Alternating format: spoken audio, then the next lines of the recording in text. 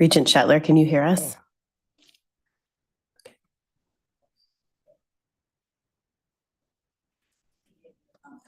Yes. Yeah, I have him right here. Yes. This is fantastic. This is very fancy. I don't know that you're gonna get me to leave Seattle. Amazing. Doug, you're amazing. Thank you for making this happen. And those cookies over there look so good. Food services at WSU would like to say. Okay, Marty's had a bad morning. Do not turn on Marty's microphone. Oh, we are live. Welcome to the January 25th, 2024 Board of Regents Committee meetings. We are excited to start our day at Seattle Children's Hospital. I want to welcome everyone and begin by acknowledging WSU's locations statewide are on the homelands of Native peoples who have lived in this region from time immemorial. The university expresses its deepest respect for and gratitude toward these original and current caretakers of the region. As we begin today, we want to ensure that there is an opportunity for the public to know how to access the board and to provide feedback. While this is being streamed on YouTube, a link to the live stream is also available on the WSU Board of Regents website. We welcome public comment at the meeting at the designated time, which will be Friday, January 26th, after the regular agenda items. If you wish to make a public comment and have not signed up yet, you can do so by using the online form at regents.wsu.edu, by emailing regents@wsu.edu, or contacting the board's assistant, Tracy Jordal. Public comments may be made in person or virtually, and Regents will receive those public comments. Also today, request, will be received until today, January 25th at 5 p.m. We have changed a bit of our agenda. We did this at the last meeting and it's worked pretty effectively. We now are hosting our executive sessions as the first committee meeting discussion at the beginning of our day of committee meetings. And so we will now hold an executive session to discuss litigation or potential litigation with our legal counsel. The session will be closed. We anticipate the session will wrap up at approximately 10:30 unless extended by further announcement. And if any action is taken as a result of these discussions, it will be taken tomorrow in open session. So at this time, I would ask anyone except legal counsel and invited staff to please leave the room as we start our executive session.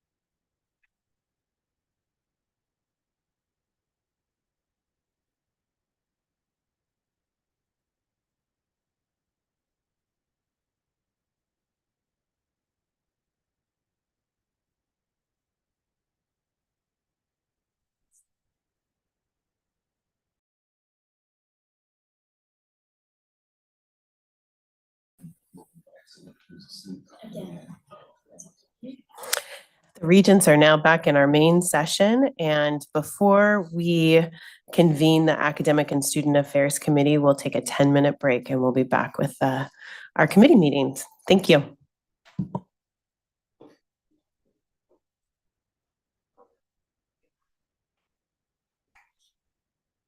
Yeah.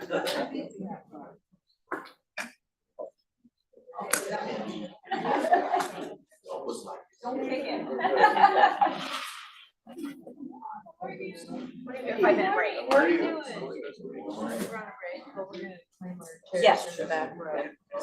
You are. I know, right next to the plug-in. Right.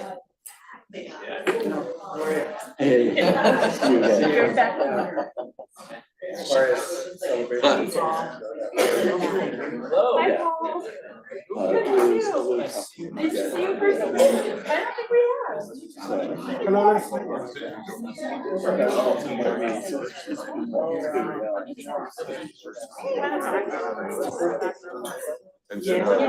Well, or naughty one. Hi, I'm nice to see you face to face. And then maybe that's it. Well, and of course, okay, you're smart, you got an hour. Like forever. Yeah. Good, how are you? So I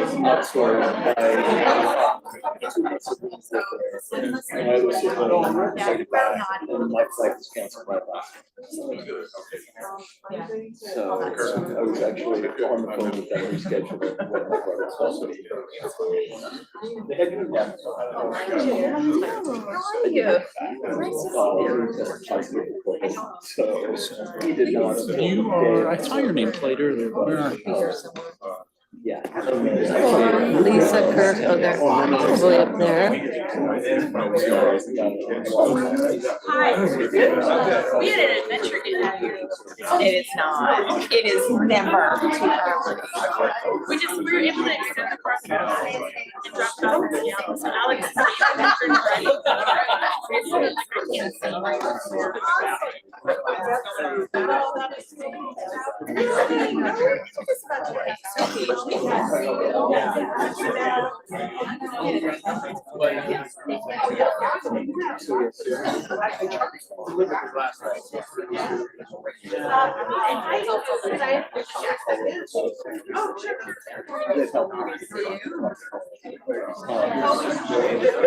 So,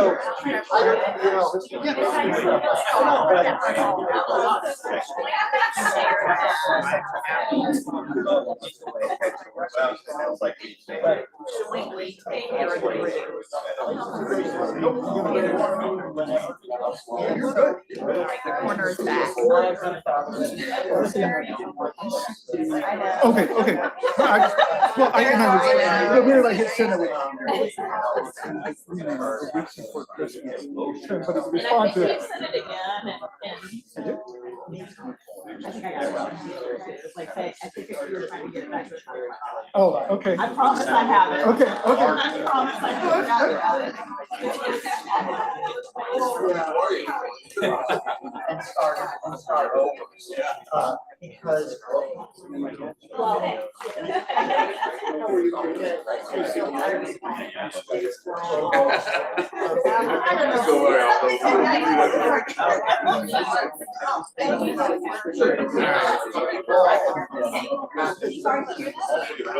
Really interesting. So I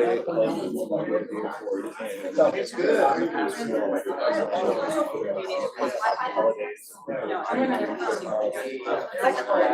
Very, yes, right up there, very. Good morning. That's where it's at. How you doing? But. Well, it's a lot of it.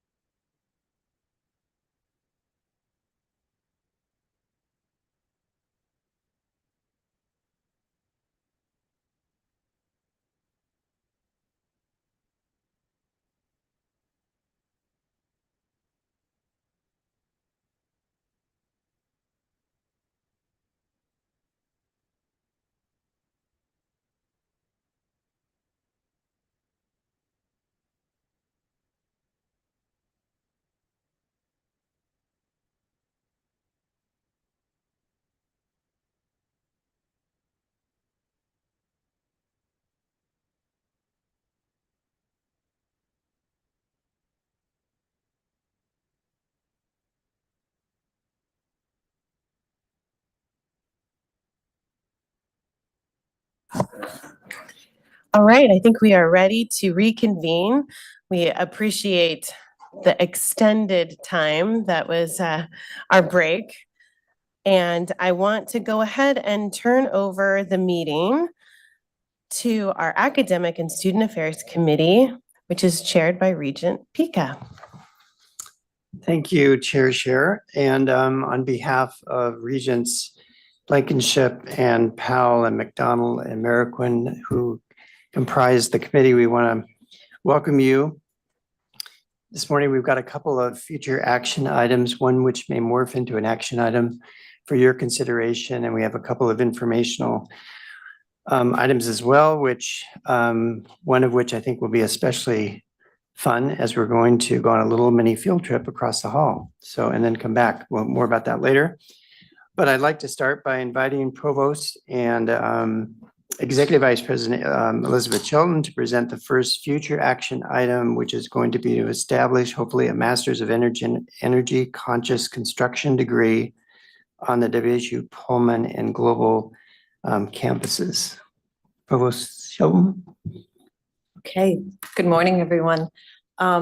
So you should find in your packet the full proposal. This proposal was submitted by the Boylan College of Engineering to propose a Master of Energy Conscious Construction for the Pullman and Global campuses. And just as a point of information, once we establish a degree, we can also later extend the degree to other campuses because we are one accredited institution, but we're starting with those two campuses because that's where it was seen to have the greatest need and interest and opportunity.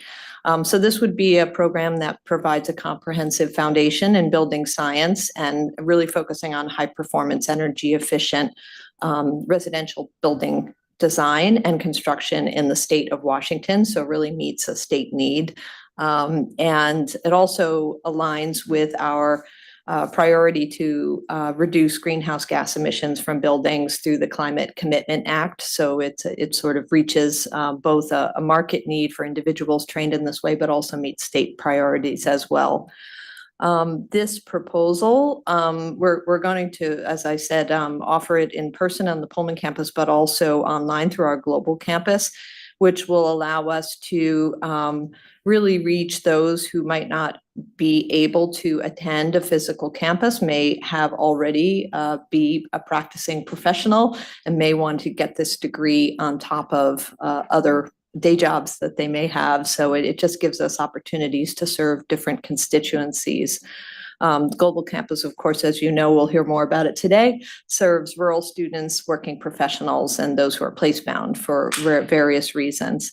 This proposal was reviewed first by the Provost's office. We always review it first to just dot the i's, cross the t's, make sure it is a complete proposal, and then we submitted to the Faculty Senate for their approval, which we did, and they recommended and endorsed on December 7th. And so the full, you have in your packet both this summary as well as this proposal that was submitted by Boylan. I was just gonna add that this is an incredible opportunity to lead. This is a phenomenal degree, and was curious if you saw many other universities offering something similar. No, I do not believe so. And I don't know, do we have anyone from Boylan here? Oh, Mary will be here this afternoon. My understanding is it's a pretty unique program because one of the things that we do when we assess it both in the Provost's office and then for the Faculty Senate is what are our competitors, if you will? What's the market for this? What's the interest? Are we duplicating? One of the things we do when we're submitting these proposals, Craig Parks, but also the rest of the staff in the Provost's office really does their research to make sure we don't want to create degrees that are competing with other universities in the state of Washington who might be offering exactly the same thing. So I have full confidence that this is a fairly unique program, but we could certainly ask Mary to speak to it this afternoon.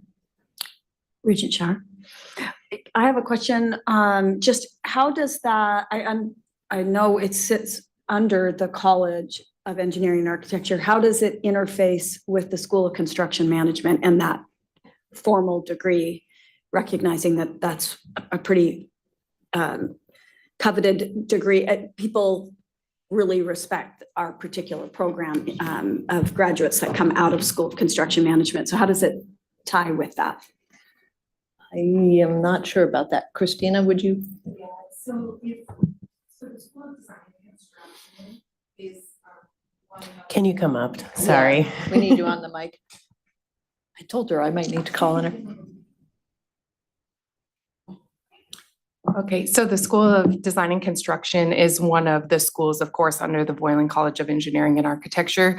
And when I was just looking, there is at least 12 courses that are actually being offered through that school for this program.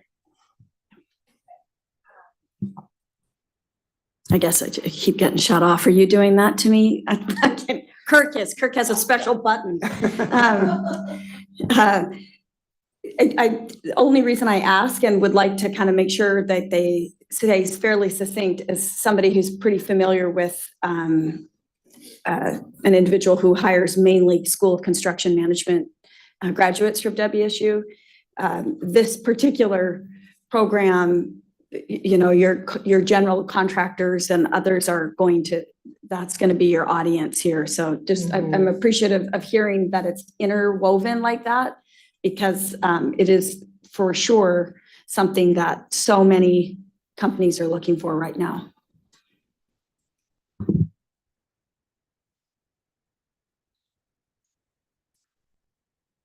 So are there any other questions? Terrific. Thank you. We have one other future action item that's going to be presented by Dr. Erica Austin, who is the Professor and Director of Murrow Center for Media and Health Promotion Research and our 2023 Chair of the Honorary Doctoral Degree Committee, who is presenting a recommendation on behalf of that committee. And I believe Dr. Austin is there virtually. I am. Welcome. Thank you. Well, it's a great pleasure to be with you today, and a great honor to present the nominations for the honorary doctoral degree from this committee. The honorary doctoral degree is an incredibly rare thing in the entire existence of Washington State University. The university has only conferred a total of 21 honorary doctoral degrees. The most recent 2 awards were conferred in 2021. So I'm going to give you a tiny bit of background about the degree and how we go about making these recommendations to the Board of Regents. And then I'm going to tell you a little bit about the 2 nominees. So the degree is bestowed upon an individual who has made profound and enduring contributions to their field, has improved the quality of life to society at large, has demonstrated great integrity, and has enhanced the intellectual climate of Washington State University. There is no need for this individual to have graduated from Washington State University. They cannot be running for public office. It cannot be conferred in consideration of the payment of money or the giving of property. So this is a very special thing. And the way the process works is that any member of the university community can make a nomination, and then it goes to a committee, which is comprised of 12 faculty who are really, really happy to be on this committee, I must say, and ex officio members of the provost, the vice president of the Office of Research, and a representative of the Faculty Senate Executive Committee. This committee can recommend 0 or up to 3 recipients each year.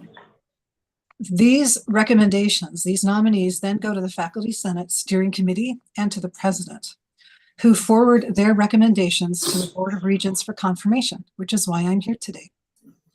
The degree is then conferred in an official university-wide ceremony, such as commencement or convocation, or it can be something else, and it can happen at any campus. This year, we are recommending 2 individuals to receive the honorary doctoral degree. Both of these individuals have demonstrated extraordinary personal integrity over a lifetime of service. Both of these individuals have undertaken courageous work on behalf of human rights with profound effects over many decades. Both of these individuals continue to serve, inspire, and inform the current WSU community and beyond. The identity of the committee's nominees have remained confidential until this moment.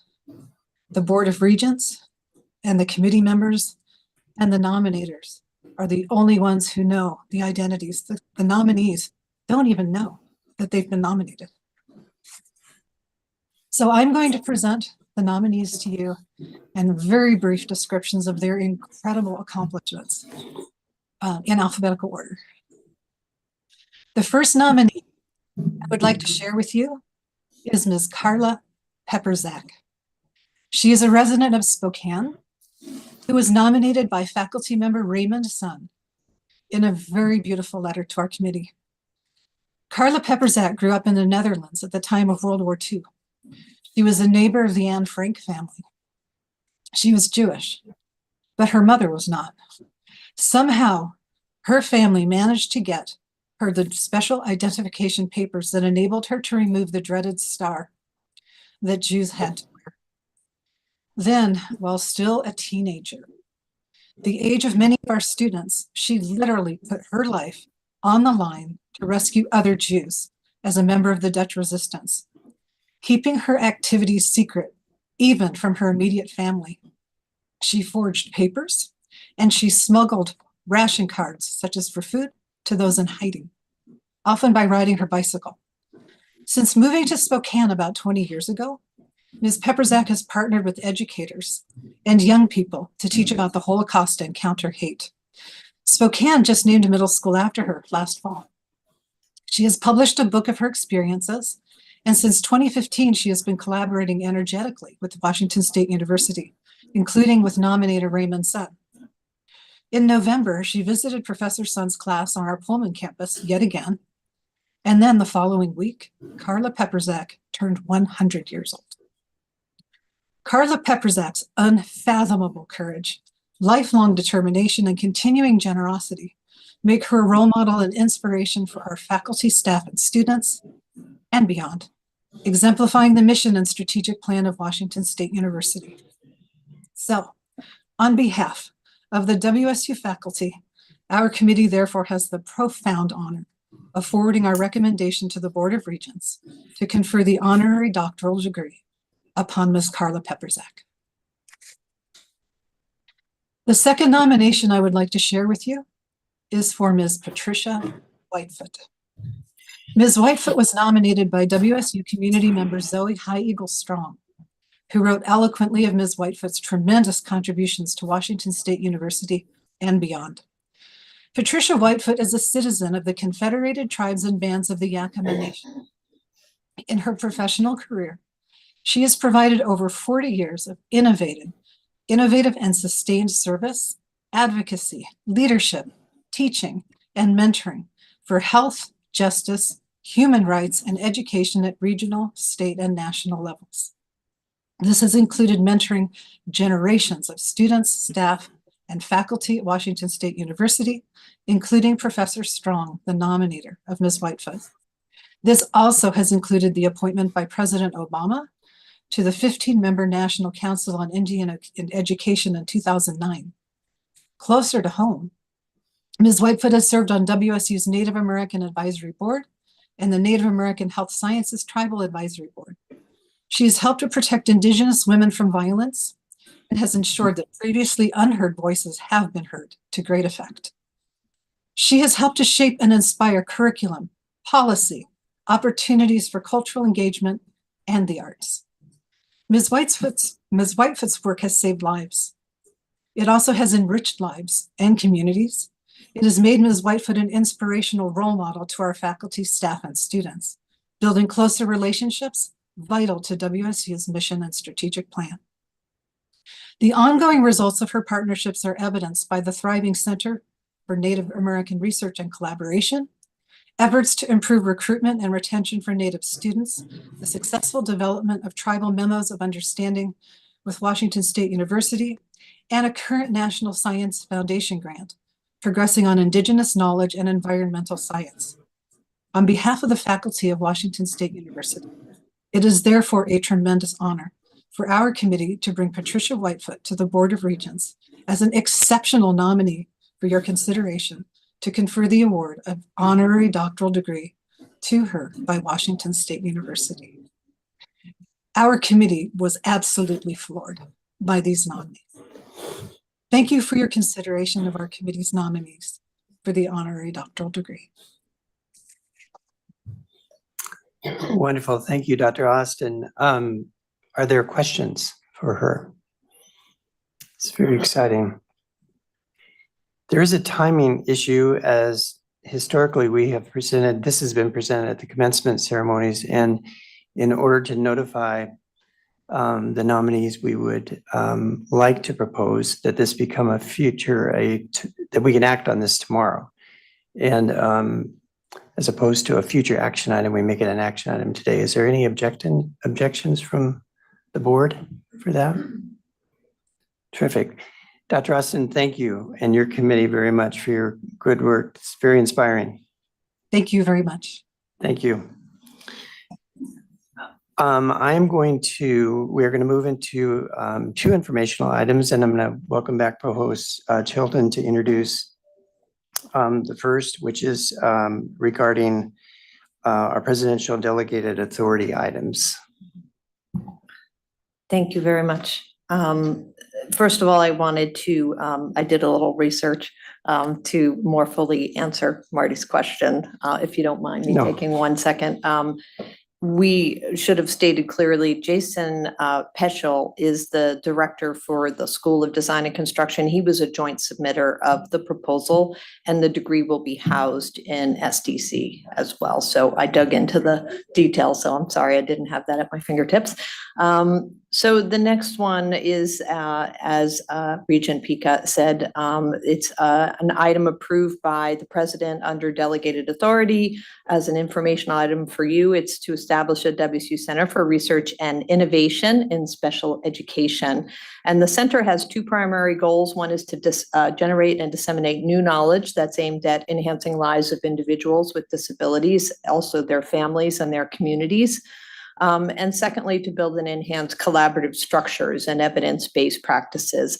It's really intended to be a research center, and there are advantages, even though these faculty already are at WSU and there's no other research center like it. By having a research center, an administrative structure associated, we're able to apply for external funding more freely and will be more competitive. And so there are a number of grants that they have in their full proposal that they are proposing that with the establishment of the center, they would apply for Institute of Educational Science, National Institute on Disability Independent Living, National Science Foundation, and the national, those are the three main funding agencies that they would seek funding from for the research and innovative work of the center. So that one was approved by the president, and I'm just checking here, also was passed by the Faculty Senate on November 2nd as well. So happy to answer any questions if there are any about that informational item. Any questions?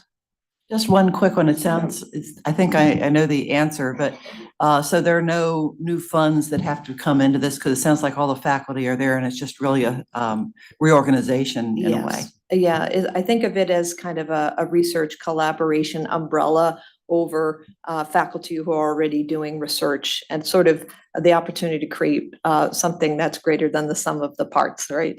And as someone who was a previous center director myself, it does allow you to then apply for grants with a greater institutional backing and strength. Wonderful. Yes. I do wonder if this might be a good time for us to perhaps introduce our interim vice president of research, who may be with us today. Sure. Absolutely. Would you mind coming up, Mike? You could sit anywhere there's a microphone.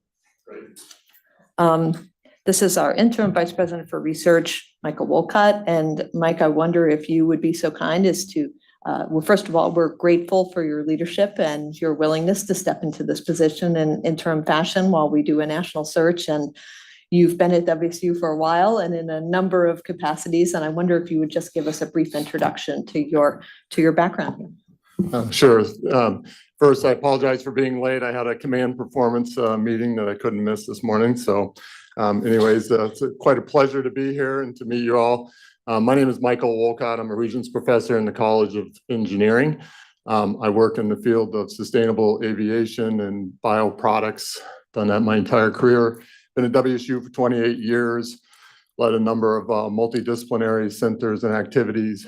I was formerly the Associate Vice President for Research, overseeing the WSU National Lab Partnerships for there. Stepped into this role for a year. I do not plan on running for the permanent position. And your microphone's off. Yeah, That that's was right. kind of a drop the mic moment. Well, that's an important thing, I think, I mean, it's something I've made very public because, you know, I'm here to steward the research activities and keep this moving while we find a better candidate than I am, and to you know, sort of work with the institution on a number of different items to sort of prepare the way. So I think it's really important to make it clear that that's my role right now and whatnot going forward. So anyways, it's a pleasure to work with leadership in this capacity. So. I would not say better candidate. Yeah. I might say more willing. More willing, let's say. So- Younger.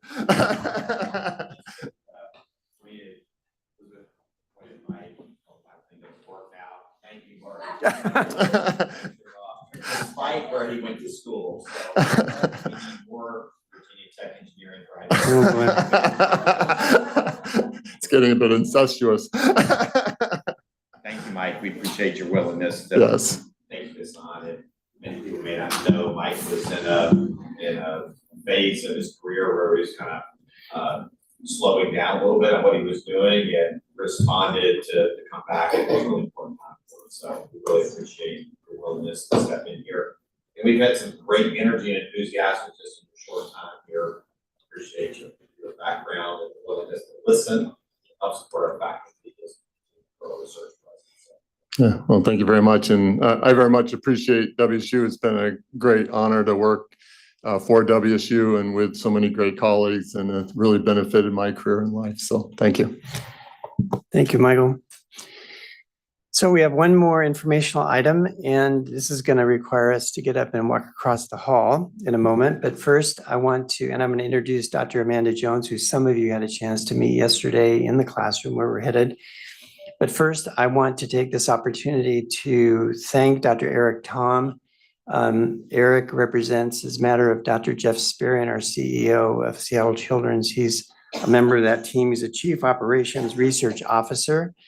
And in other words, he runs this place. And there are 7, I believe, other buildings here that really represent our research enterprise campus at Seattle Children's. When I say we, forgive me, we, WSU, I've worked at Seattle Children's for many years, retired now, but I take great pride in our being here. And there is a purpose in our being here beyond just this is a nice place. I think, first of all, it's nice to be in Seattle, and it's nice to have a presence with WSU in Seattle. It's where a number, if not a majority, of our alumni live. And we're right in the heart of it right here. We're in the middle of Amazon land, which is all south.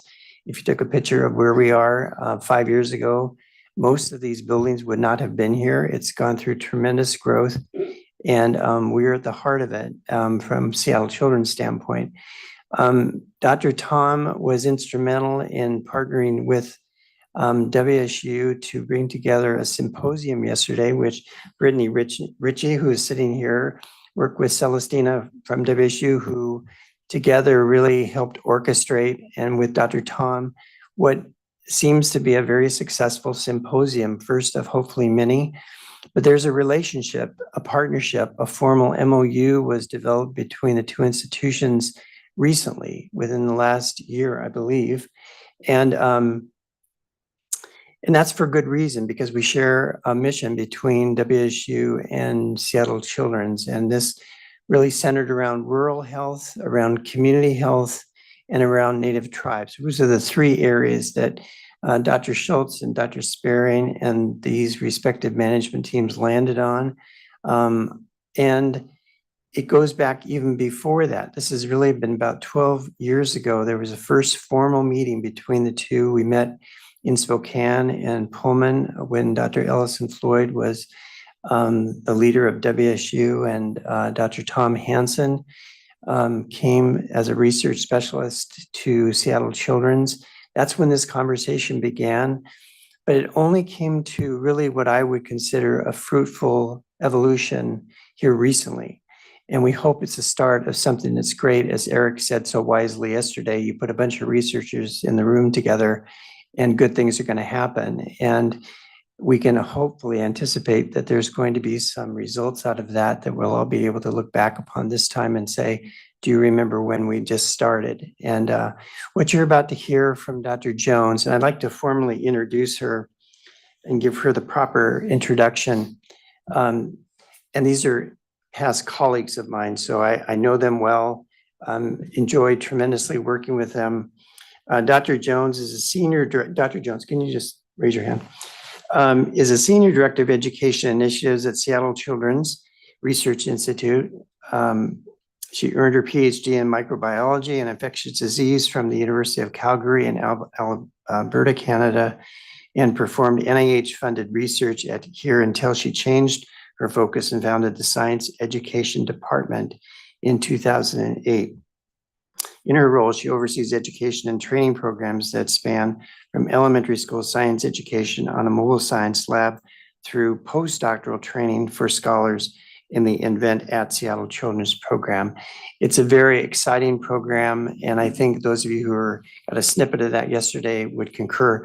We're going to hear more about that. We're going to get up, walk across the hall. We just happen, good luck, to be on a day when students are visiting right now. So you're going to see, I think, right, Amanda? Yep. A classroom in place. And what this has to do with WSU, we're going to come back and we're in a more formal way. We're going to hear from Dr. Jones, who will make a short presentation. We'll have a chance to ask her questions.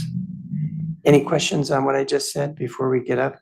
Are you comfortable, Chair Schauer, with our getting up, going across the hall? Yes, and since I have been a little off on our schedule, we want to make sure that we are honoring the 30 minutes we have for this agenda Yes. item, and I'll make adjustments to other areas, but we want to take the time.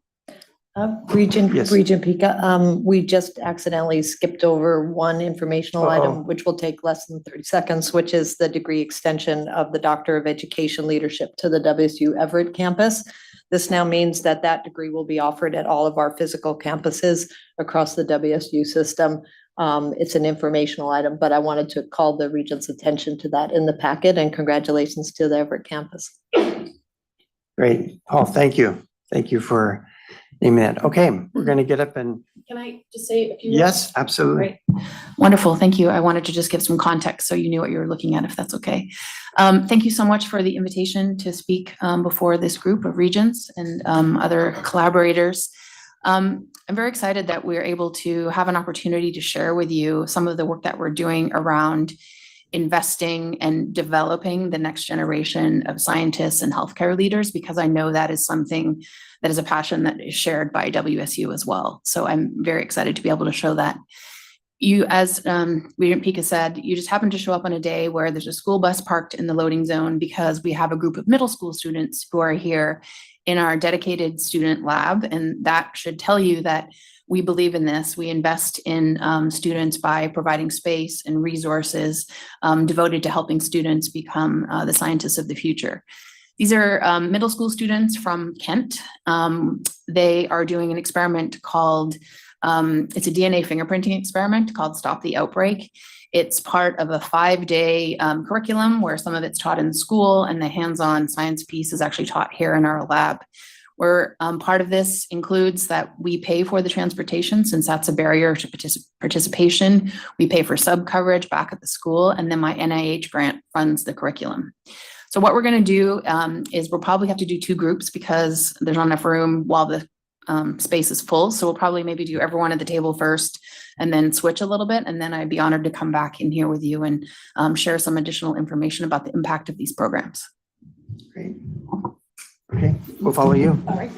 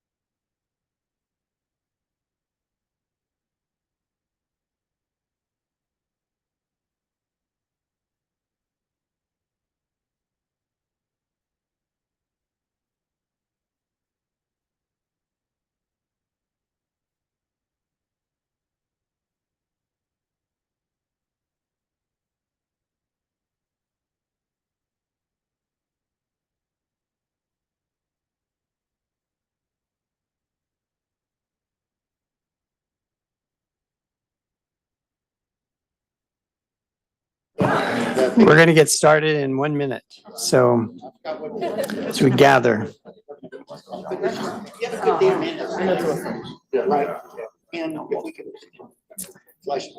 just going to start.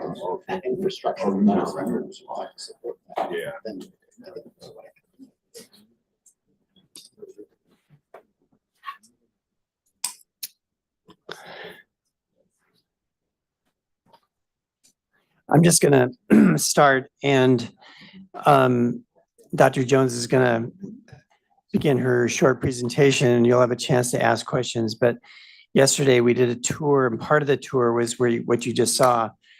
And we were also upstairs in the infectious disease area, which is a very exciting place in terms of the research that's being done, especially around cancer, really truly finding cures. And some of the leading scientists for kids doing that. And so why don't we just jump right in? Dr. Jones, why don't you take over? Thank you. All right, so the slides are unfortunately behind those of you at the front of the table. Sorry. Oh, you got them in front of you. Awesome, you have a confidence learner. Excellent, thank you. All right, next slide, please. Oh, where, this? In the middle. In the middle. Okay, thank you. Okay, great. I'm in control. All right. So as we've been thinking about building these programs, so let me just say this. I've been at Seattle Children's a long time, like 26 years.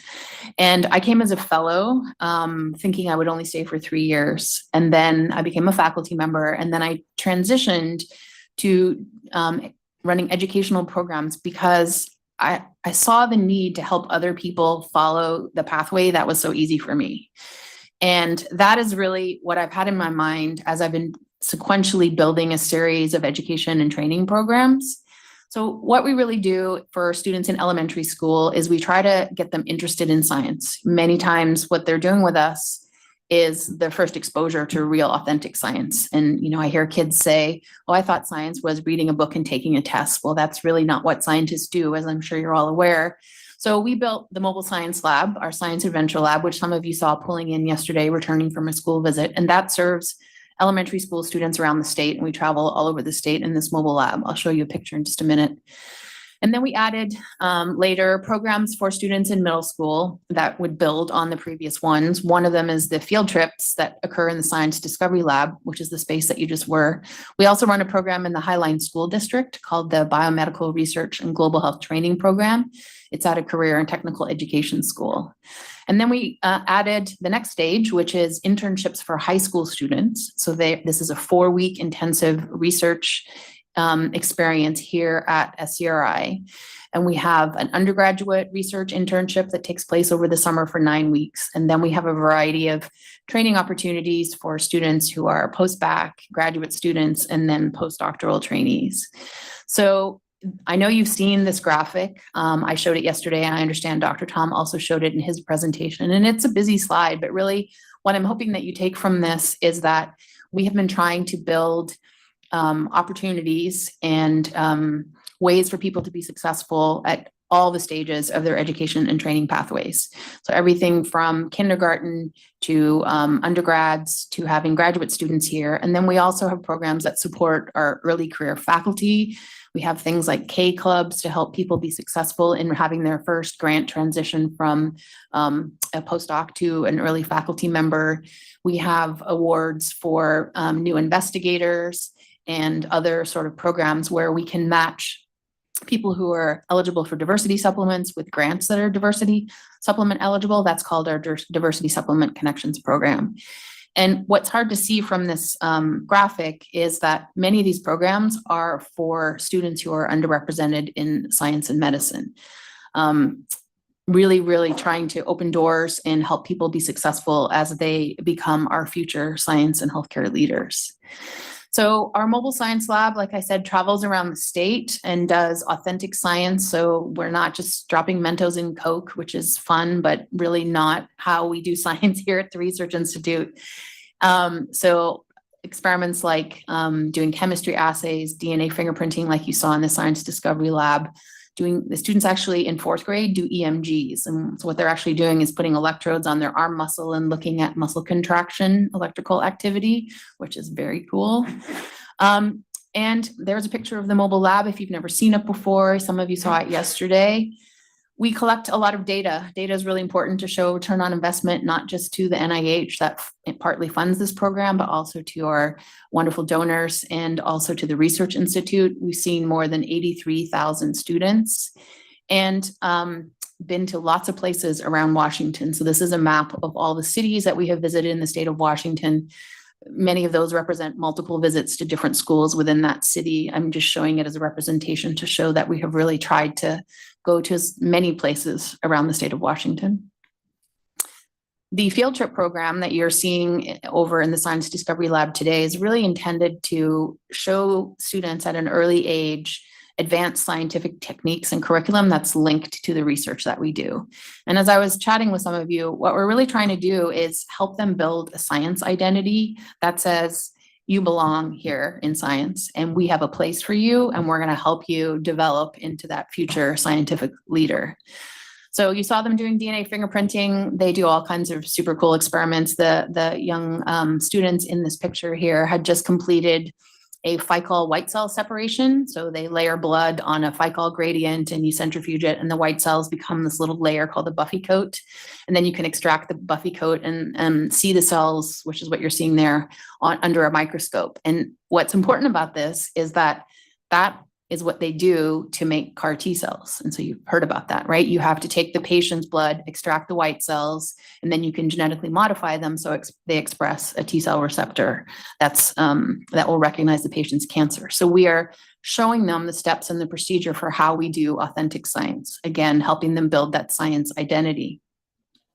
The summer internship program for high school students is one of my favorite things we do. It's a 4-week program for high school students. And we prioritize students from underrepresented backgrounds. They spend a couple of weeks learning techniques and technologies. They have a research week where they have samples. This year we've got CRISPR fish samples. So these are zebrafish that you heard about that have been genetically modified with CRISPR, and they're going to identify whether the fish have a mutation or not that's related to muscular dystrophy or heart disease. We take them on a campus tour and we, again, are showing them you belong here. This is what it feels like to be a college student. So really helping prepare them for that. What I love about this program is that not only do the students love it, there's high satisfaction ratings, but they're actually learning a lot. And so that busy graph is just showing you high percentage of students having very significant increases in knowledge or understanding of either the content we're teaching or the principles that we're trying to get across. So it's a very impactful program. The summer internship program, last year we had a cohort of 50 undergraduates from all over the country. We put these undergrads up in the UW dorms and we pay them as employees, and they work on basic clinical or translational research with a mentor, and they have 5 hours a week of professional development training and learning about science communication, about responsible conduct of research. This is just some outcomes from last year. So 90% of the students identified as being underrepresented for race and ethnicity. So this tells me that we're doing a good job of recruiting students from backgrounds that are underrepresented. And one of the metrics that I'm proud of, beside the fact that they all thought the program, 91% of them gave it an excellent rating, is that we were able to keep more than a third of them, either as employees or students receiving credit, which is evidence that we are growing our own workforce. These are some other statistics I just want to share because they're important to me, that we are living that value of helping students develop an identity. So 62% of them reported a very significant change in their knowledge of steps to be successful in research or medicine.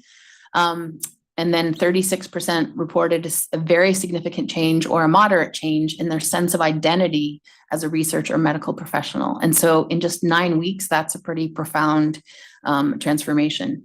And then 45% reported a very significant change, and 49% a moderate change in their sense of belonging in the research or medical community. So those are significant numbers, showing that we are helping them find their identity and feel like they belong with us. The Invented SC Postdoctoral Scholars Program is the last program I'm just going to mention. It's one we launched in 2022. It's a $45 million program funded by the Washington Research Foundation with a match from our wonderful philanthropic community that helps us train scholars from underrepresented backgrounds who have PhDs to develop the next generation of therapeutics for pediatric diseases. Their projects are protein engineering, gene editing, or cellular reprogramming to develop these new therapeutics. They have protected time for coursework so they can learn the business side of entrepreneurship and biotechnology. We partner with the Hutch, BRI, and UW to place them in labs so they can learn the kind of technology they'll need to spin off their project. They're triple mentored. They have a lab mentor, a clinical mentor, and a biotech mentor. We try to compensate them as well as we can. We give them money for career development funds. We give them relocation funds, and we give them visa support. And we work really, really hard to recruit from populations that really have not been represented at all in the biotech field to date. We have 17 scholars, 100% of them identify as underrepresented. And the project was intended to support 50 scholars in total. So I'll stop there because I would love to have to answer some questions and to hear from you about what programs you have and what opportunities you see. Thank you.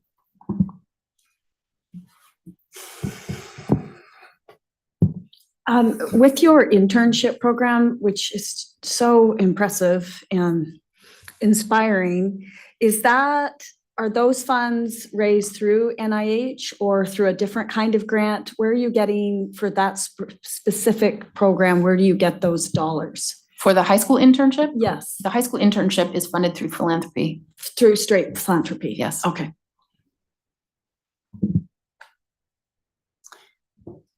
So I have a question. How do you see this partnership with WSU? How do you see what you just presented in the relationship with WSU? How would you like to see that emerge? I think I would love to understand better what your gaps are in the part of the state that WSU has a presence and how we could work together to see if there are programs that we could either replicate as satellites in partnership with you or help you develop new ones. But part of it is sort of learning where your gaps are. I will say that we are building a new mobile lab, Science Adventure Lab 2.0. We'll be here in the fall of this year. And that means we will have the original mobile lab that I would like to relocate over to the eastern part of the state somewhere across the mountains. One of the challenges that we have is that we can't drive across the pass after about the second week in October in a 45-foot, 38,000-pound vehicle.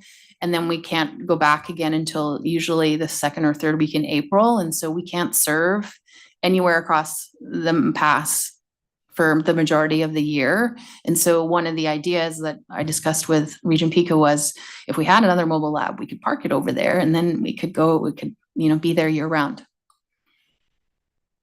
Sounds like a good idea. Other questions? Yeah. Yes. Oops. Okay.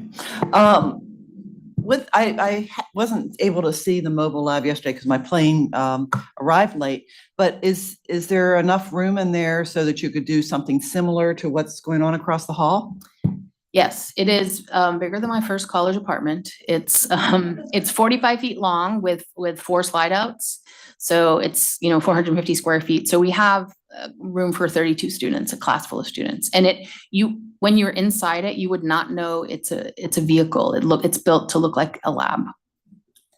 Well, that's absolutely amazing. And I just love the fact that you are looking across the whole continuum, getting kids when they're young, keeping them continued engagement through high school and then beyond. And I think particularly in the life sciences, which, more and more is cross-cutting a whole lot of different fields. And it's so important to be really building our own. And hopefully many of these students that you are engaging will continue on to bachelor's degrees and beyond. And I just think It's an absolutely wonderful program.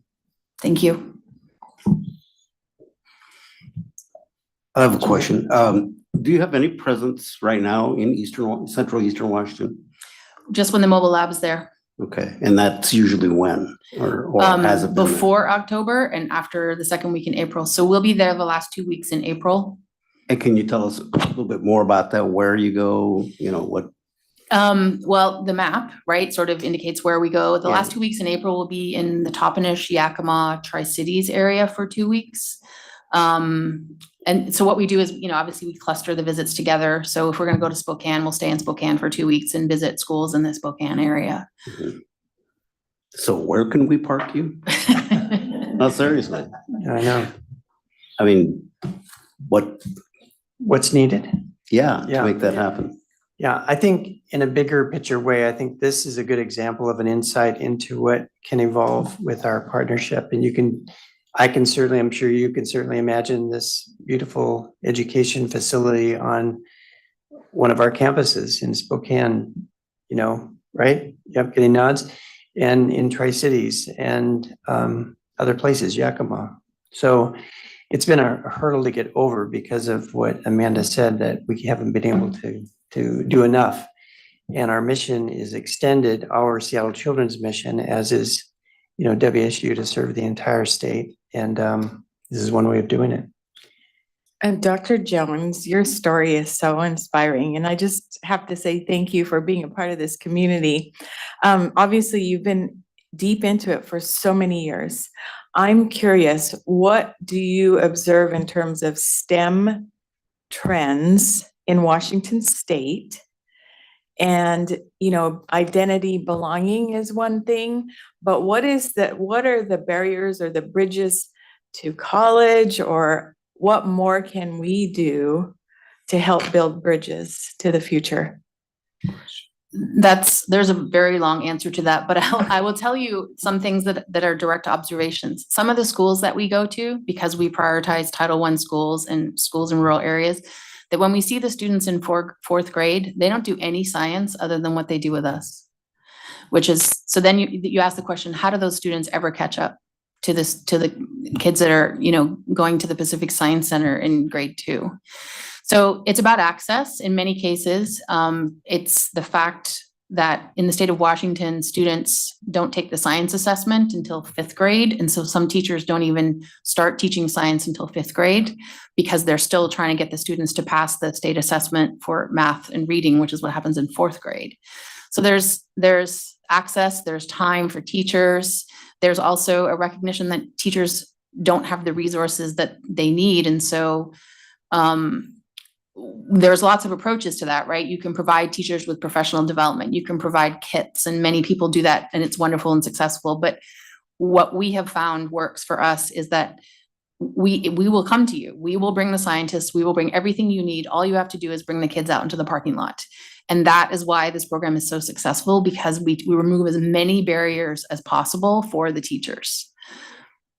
The other programs that are successful, like the high school internship and the undergrad one, the problem is there's just not enough spots. And all the spots for high school students are like here in the Hutch and UW. And what if you don't live within a short drive, or you don't have another place to stay and there's not enough housing? And so I think it's just about access. And I don't think we can expect the schools to do it. They don't have the resources. That's where we should be stepping up. Well, just as a note, I wanted to appreciate and applaud the work, just because I know access is huge. Being able to provide, students the opportunity. It made my teacher heart very happy to be in that space and interact with students who, they don't have those opportunities to say, well, I don't know if I want to try the sciences or if this is the pathway for me. But having that early exposure really, can create a lasting impact into, I can see myself in this future. I can see myself in college or university. So I really appreciated the opportunity to see the students, and applaud the work that's going on here. And of course, however we can continue to build off this amazing work and continue to provide access to locations where, resources aren't as prevalent as in certain areas. I just think that's work that we need to continue to look forward, and I really applaud that work that you're Thank doing you. here. The high school internship program, we could pick it up and replicate it and put it somewhere. Like if you found us a spot in a community college that has a lab, we have the curriculum already built. All we would need is to find some local instructors. We just pick it up and move it and have satellite sites. That would be very easy to do. We have outcomes data showing it works. We have, a 10-to-1 ratio of applications to spots. We know students need it. We know they want it. Any other questions? Yes. I was just going to make a comment just to build on what's already been said. Just really applaud the work that you're doing. And not only are you providing opportunities for possibilities, but it's true transformational change when we build capacity, particularly among underrepresented communities. And I'm looking at the slides that you're presenting, and it's hard not to get emotional about the impact that you're creating. And so just appreciate the opportunity to be in this space with you, to learn with you, and to build a collaborative relationship moving forward. So thank you. Thank you for the opportunity. Yes. Dr. Shetler, Regent Shetler, I see you there, and I just want everyone to know he wears an additional hat. He's a governing board member here at Seattle Children's, and I'm sure this makes you proud as well, John. Good to see you. Good to see you too, Doug. And I have a question. How much do these labs cost? Do you mean a mobile lab or? Yep. Yes. A mobile lab, about $1 million. It's always to a fundraiser. That's a great question when somebody asks that question, because it's usually loaded, right? Like maybe this is a prospective donor. Is that where you're going, John? Yeah. Yeah. Thank you. So Dr. Jones, Eric, thank you again for hosting us here. Last night's dinner was really terrific. And Brittany, I don't see Brittany, but thank you to Brittany Ritchie as well. I would just leave you on this note that we were toured yesterday through the building by it was Nadia and Krista, who were wonderful, and they were WSU, they were Cougars and doing a wonderful job. And that's what you want to see, is someone who goes through school and they end up, in this case, they're scientists, and they're just doing a marvelous job here at Seattle Children's. Chair, that ends our Academic and Student Affairs Committee report. Great. Thank you. Just a huge round of applause.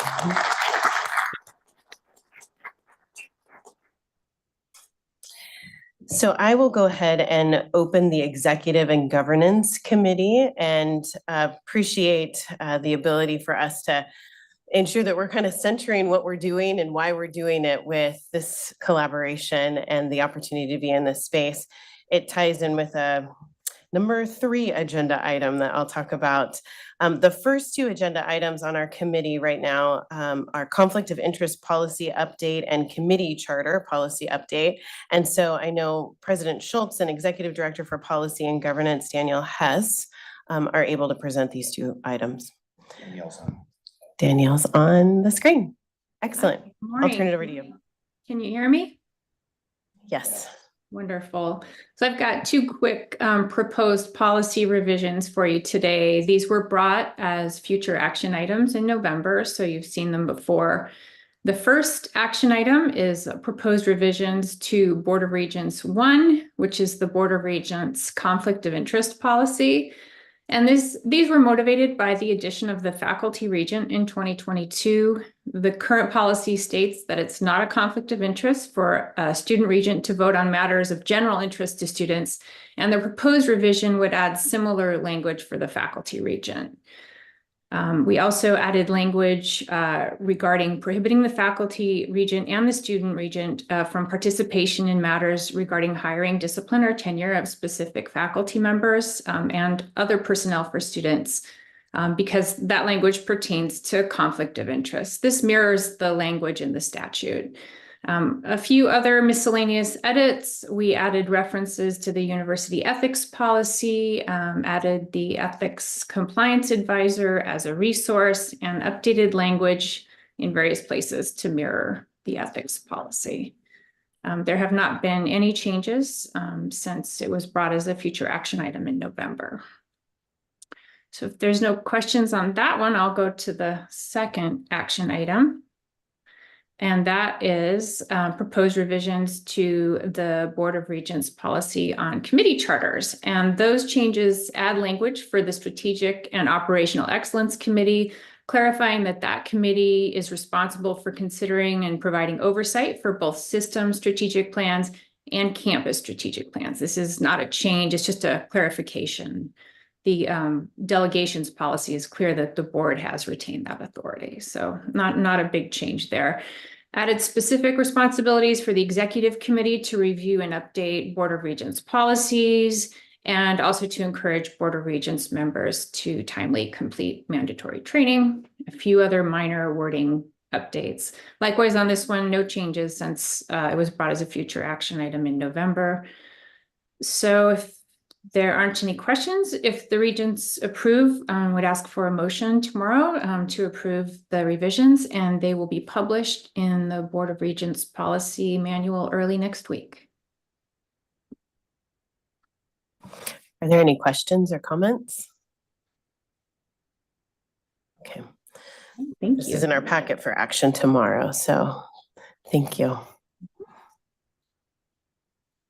Okay, let's move on to next in the packet. You'll see the proposed schedule for our 2025 meetings, which we reviewed in November, and the schedule mirrors the approved 2024 Regent schedule. I want to just mention that in the time that I've been on the board, some of the most robust conversations have occurred when we are working with our community. And this is a perfect example of that, by being here in Seattle, being able to be hosted by Seattle Children's.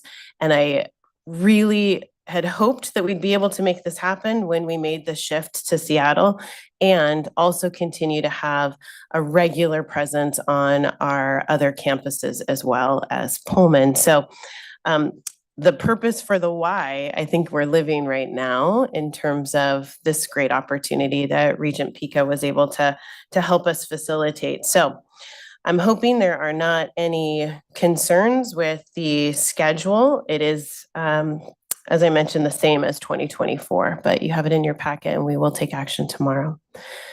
With that, are there any questions, comments? Okay. This concludes the agenda items for the Executive and Governance Committee. So at this time, the Regents will now break for lunch, and we will resume our committee meeting